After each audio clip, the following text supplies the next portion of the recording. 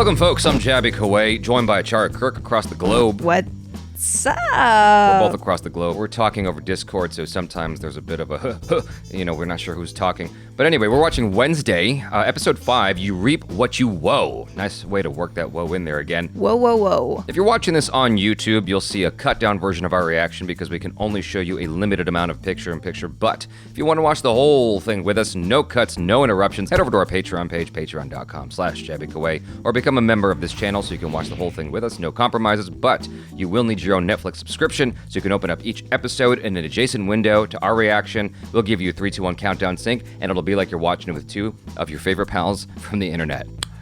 And if you're watching this on Patreon or memberships already, thanks so much for supporting us here. If you're watching this on YouTube, hit that subscribe button, please, bell icon, all notifications, and pretty please vote this up. Let YouTube know you're enjoying what you're watching. This thing is like so janky. It's janky AF, and it's like ready to fall. I apologize if my picture is slightly dark. I thought it was looking blown out, so I've crank down the auto exposure a little bit. Hopefully it looks okay. Hopefully the editors can fix it if I fricked up. Everything is holding together with like scotch tape and bubble gum right now. Here we go. I've always considered him an open book. A man given to misguided schemes and exaggerated I wish for the younger displays of photos they used affection. Roll Julia, but I guess But when that he would was a student, just be more he was licensing accused of a rather than murder before. that took place right up there. He kind of does look like Raul Julia in the younger photos. What really happened Oh. that stormy night, 32 years ago? Oh, a flashback That's the year episode. Greg was born.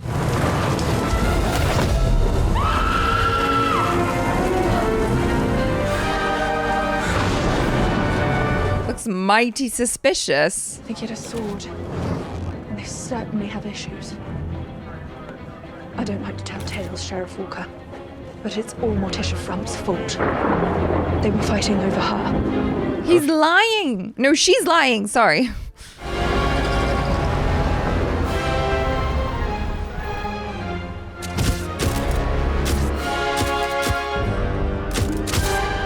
Well, the teeth look very similar. Oh. Most of you have heard about the unfortunate incident involving one of our students. But I'm happy to report that Eugene is on the mend and is expected to make a full recovery. Oh. Well, there you go. How are you, my little rain cloud? I thought Thing was filling you in on my every move. So how's the little fella doing? Does he still have all his fingers? Have you been eating enough red meat? It's good to see you too, Mom. And you, Dad. Oh, look at the mustache on that guy. Yeah. I'm sorry for what happened at the dance. I shouldn't have asked you to siren song me like that. Gabrielle hasn't shown her face since I started here. Probably sunning herself somewhere in the Seychelles. My darling daughter, Uh-oh. I made it. Wouldn't miss this for the world. Why'd she look so scared? Uh-oh. Well, no one seems to like their parents in this show. My picture's gone.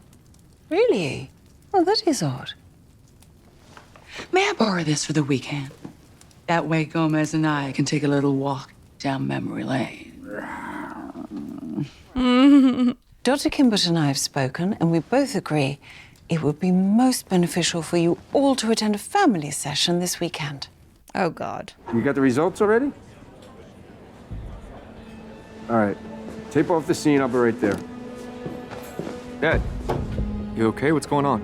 You know Reggie, the local coroner? He's He dead. just blew his brains out. I told you he was gonna die. Maybe we can discuss what it's like having Wednesday away from home. I mean, for me, it's been hard not having Wednesday around. Aww. It's been torture for us, too. Fortunately, my brother Fester's rag fits 2 people. Nothing like a good stretch to bring out the best in each other. Querida mía.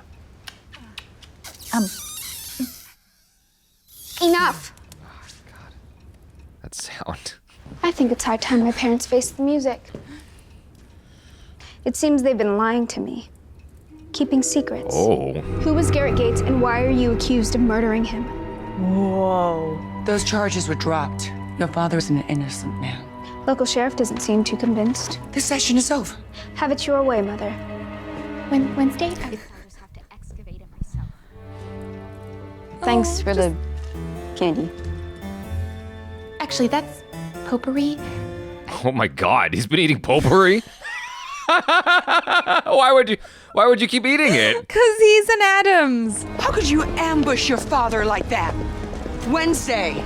How could I? You insisted I go to this school. Did you really think I wouldn't find out your secret? You don't know the full story. Those look like chips. Like Trader Joe's chips. I haven't come here to fight, Brandy Jane. My name is Bianca. New name, new life. Gideon said you'd resist. Don't say that man's name to me. That is no way to talk about your stepfather. Ew. He wants you to come home so that we can be a real family. And if I refuse? Then everybody here's gonna know how you sirened your way into Nevermore. Oh. I should be in that bed. Why did you go without me? Eugene's moms, Sue and Janet. You were so excited to finally make a real friend. Aw. Eugene loves those dang bees like they're his kids. His fuzzy, fuzzy babies. I should go. She's like, I can't take this. Emotions. What do you got? Gun was legal and registered in his name, Colt 45. Janitor said he kept it in his desk. I just saw Doc last week. He was planning a cruise with his wife. He seemed all excited about retirement. Yep. Sus. We got security footage? Nope. Camera was obscured. Black bubblegum. We got them scrubbing through video to find out how long it's been there. Black bubblegum. You don't say.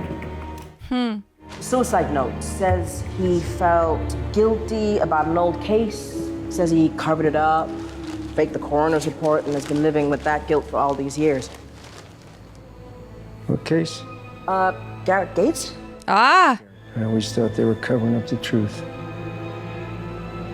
Now I got my proof. Why would there be a note and gum on the camera? Well, the gum is from Wednesday, right? Oh, was it? I don't remember her chewing gum. Yeah, because Thing put it on there. Oh, did he? I forgot. Okay, so this is just a coincidence then.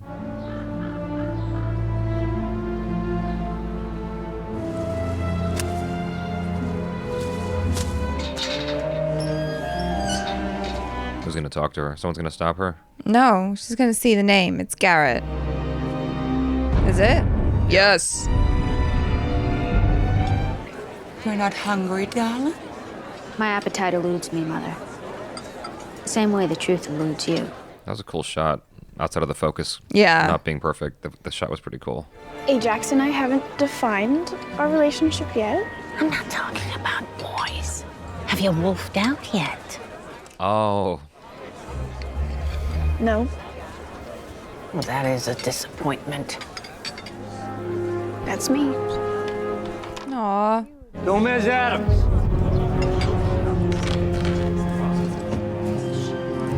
How can I help you, Sheriff?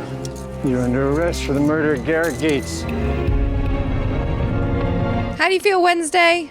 I caught her laying a rose in a grave earlier today.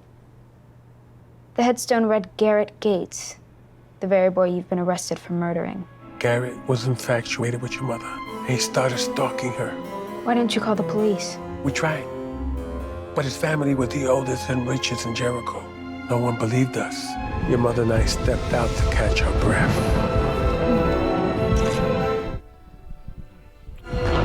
Addams! His eyes bore into me, brimming with murderous intent. Go, get out of here. He won't hurt me.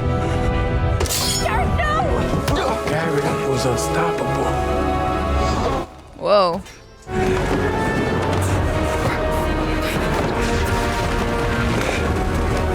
Uh-oh.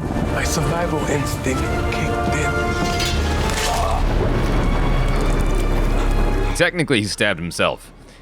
He ran into that.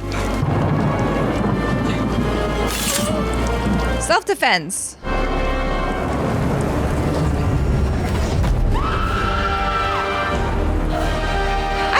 Something seemed off about him. It looked like he was frothing at the mouth or something. That was cool, though, the way he fell down. Thank you for being so honest with me. You are the reason I understand how imperative it is that I never lose sight of myself.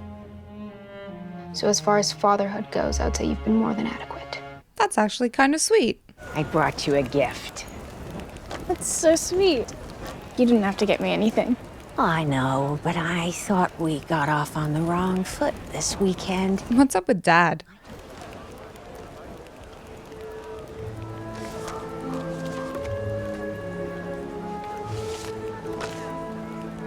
What are these? Brochures? For summer camp. Is it supposed to be like an analogous to gay therapy? Or like... I guess so, yeah. Or gay to straight therapy or something, whatever Yeah. it's Need to be Conversion dramatic, therapy. Enid. Conversion therapy. Send me to conversion therapy for werewolves. Don't you want to wolf out and finally be normal, honey? Aw. You forgot your fishing gear. Stop trying to be nice. Doesn't suit you. Father packed her favorite bait. What is it?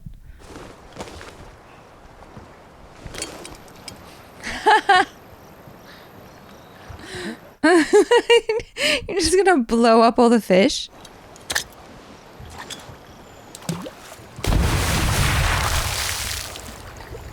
It's quite a catch. Ah! Where is Mother anyway? She said she wanted to be alone. Somewhere where no one will find her.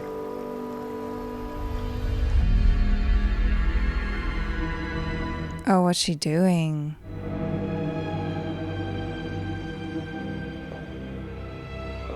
Oh, she's in that, Yeah, she's in the whatever that is. That place. nightshades. Yeah. I know why you've come here Wednesday. So go on, ask. Father didn't kill Garrett Gates, did he? Oh. No. She did. By the time I made it up the stairs, I found your father fighting for his life. It was terrifying. Ooh. I'll never forget the way he looked at me. He was even foaming at the mouth. Yeah, that's what I was saying.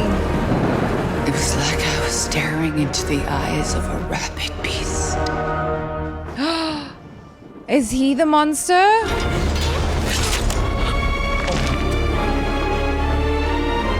Okay, but he totally walked into it as well.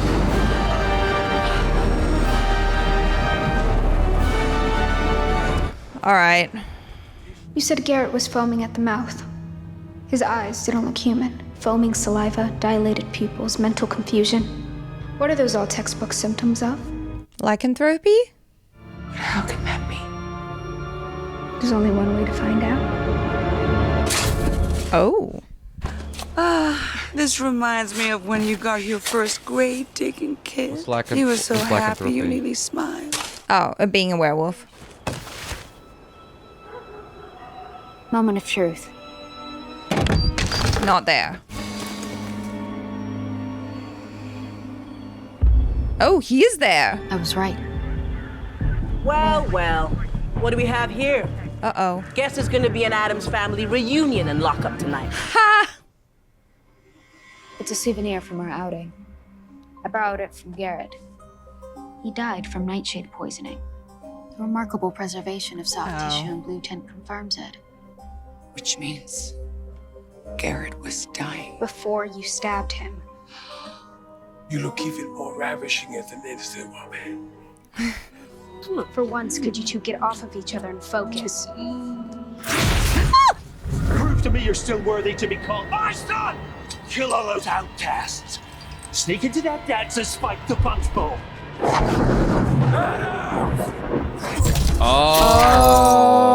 Oh.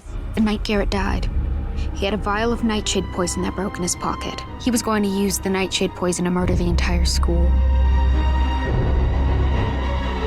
Christina Ricci is his sister. Thank you for seeing us at such short notice, Mr. Mayor. Garrett Gates wasn't killed by a stab wound.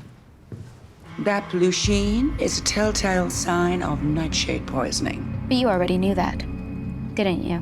Because back when you were sheriff, you were in charge of the case and covered it up. What do you want? All charges dropped. My father will be released immediately with a full and unequivocal apology from the sheriff's office. Do we have a deal? Working together. Your daughter and my son have become close.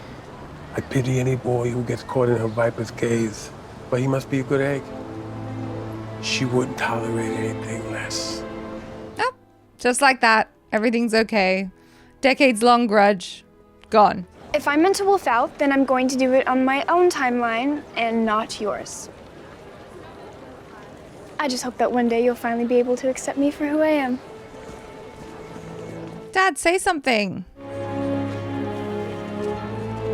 I'm proud of you, kiddo. You do you. I'll come back and help you under one condition. Wait until the school year is over. How do I know you won't run away again? Because you both have too much to lose. But after this, you and Morning Song are out of my life. Forever. Yeah, but isn't the whole point that she goes back to help Morning Song?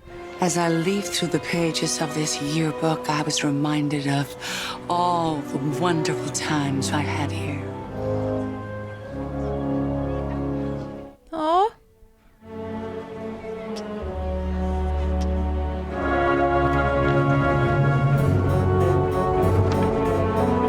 Notice the torn page. There's got to be something in there, or some sort of message or clue. I did witness Roan getting murdered that night. Excuse me. When Roan appeared the next morning, it was you. You see, when you participated in the talent show with my mother, not only did you impersonate Judy Garland, you became her. Oh, what? You're a shapeshifter. Okay. That's a fascinating theory. I'm curious to find out how Sheriff Galpin feels when I tell him. Uh-oh. I did what I needed to do to shield the school from controversy and protect its students from harm. Tell that to Eugene. How are you protecting him? Yeah. Well, her motives. We were spot on about that, yeah? Not that she's right. What? Is it a witch hunt? What's going on? Oh. That's cool.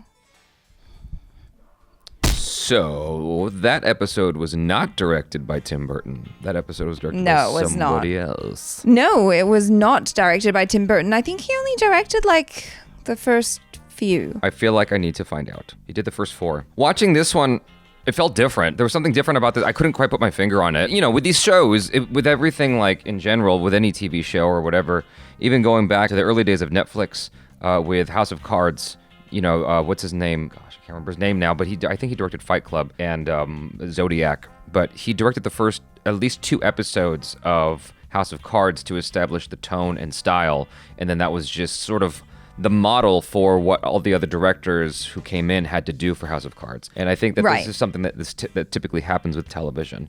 And so Tim Burton went beyond the minimum and did 4 episodes, but like immediately something felt different. I'm just being fully transparent here. Like, this was my least favorite episode of the 5. I didn't feel anything when Catherine Zeta-Jones was like revealing what had happened to her, and you know, she had tears in her eyes and she was like delivering and doing the emotions. She was. And I was just like, I just didn't feel much. You seemed more engaged with it. That actually made me happy that you were engaging with it more. I was enjoying that you were enjoying it.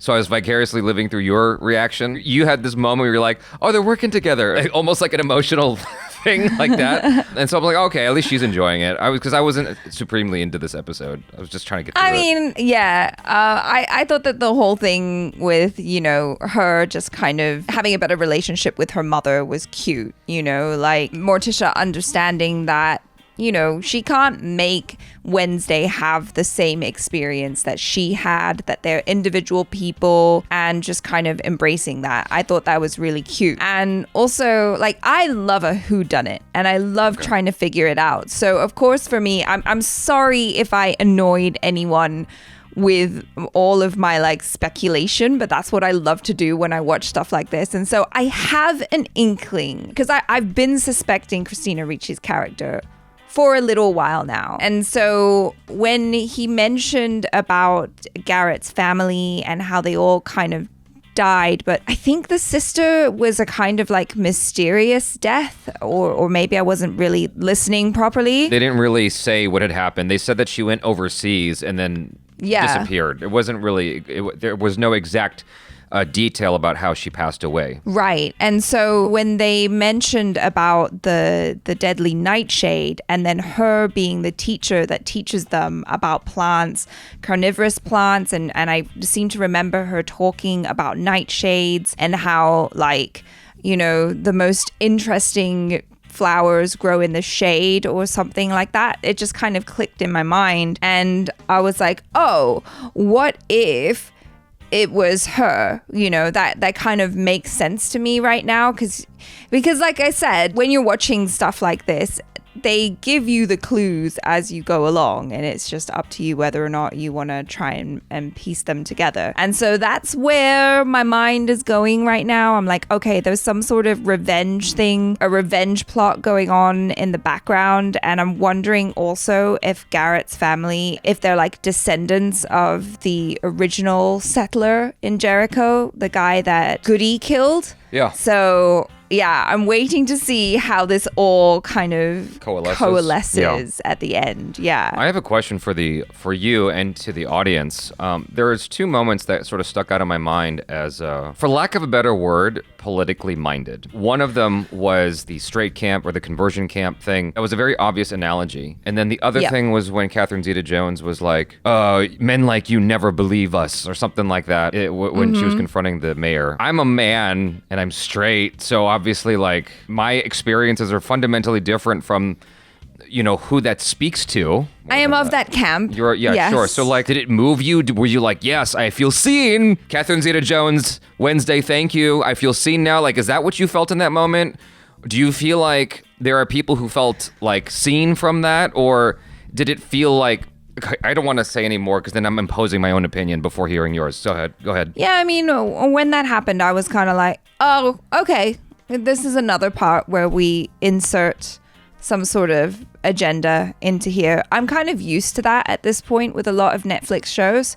So once I kind of twig that that's what's going on, unless it's like really speaking to me in that moment, unless it feels really appropriate, I'm just like, all right, that's what we're doing. Yeah. So I'll just move on now. You know, it happens so often, especially in today's content. I definitely appreciated that Eugene's parents were a same-sex couple. Like, cool. Yeah. That's nice. I remember my experience of watching this young boy come out to his mom. It was a video that got passed around on Facebook, and I cried. I cried for this kid, and I cried at the fact that his mom was so accepting. I know how it makes me feel when I see those stories, and I hear those stories. Yeah, when they land. Because they feel genuine. Yes, but when I see it injected into, I don't know, pop cinema or whatever, when I see it injected into, you know, entertainment like this, it just feels a little bit cringy to me because it feels like virtue signaling. But that's me failing to take into consideration that perhaps there are writers on the staff, producers or whatever involved in the show that feel like that needs to be in there for themselves because they want to see that in their content of stuff that they are, you know, want to watch. I don't know. Personally, I wasn't a fan of that just because it just kind of made me roll my eyes. Yeah, I can understand that. Yeah. Like I said, for me, I'm just like, oh, okay, I see what you're doing. And if it's not working for me, I'm just like waiting for the story to move on to the next interesting bit, you know? There was also some technical stuff that distracted me. Like, my brain goes into weird places, and maybe that speaks to the quality of this particular episode. But, like, if I'm starting to get really distracted by technical stuff, that means that I'm not engaging with the story. But there was the scene where Catherine Zeta-Jones and Wednesday were talking to each other outside of a building. They were talking to each other by themselves, and I was just sort of looking at the light, and it looked weird, and I'm like, is that a green screen? And then I'm studying the light around them, and I'm like, what is the light source right now? I see the Kino lights in their eyes, and I'm like, that light source is really close. Like, that's where my brain is going. Oh my God. Is how close the light source is to their face and how it's making them look fake and how it's making it look like a set that's lit as opposed to an actual outdoor environment. Like, it looks artificial to me, and that's where my brain's going because I'm so disengaged from the story. On the flip side, the fight scene had some interesting moments. There was two that stood out to me that I want to just, I guess, applaud because those actors are obviously not fighters. They're actors. Her dad from the past, Gomez from the past, and the white dude who got killed. Garrett, yeah. And so there's this moment where Garrett punches Gomez in the face, And they show it twice because there's the two different perspectives of that fight, where he gets punched right in the face, and they did what's called stacking, where you put it like that, and the punch was good, and the way young Gomez took the punch was great. I looked at that, I was like, wow, that looks really good. Like, that's just a little thing that most people never like pay attention to or clock. Like, that's not something most people pick up on. And you'd expect someone like me to look at the entirety, but like little things like that, I actually really appreciate when they're done well, because it makes it look more real. Like, that looked like a real punch. It looked like he really took that hit. The sound effects was on point. Like, everything worked together really well. And it's one of those flyby moments that most people don't catch, but I'm like, they did a good job there. The timing and everything and the rehearsal, it all worked out.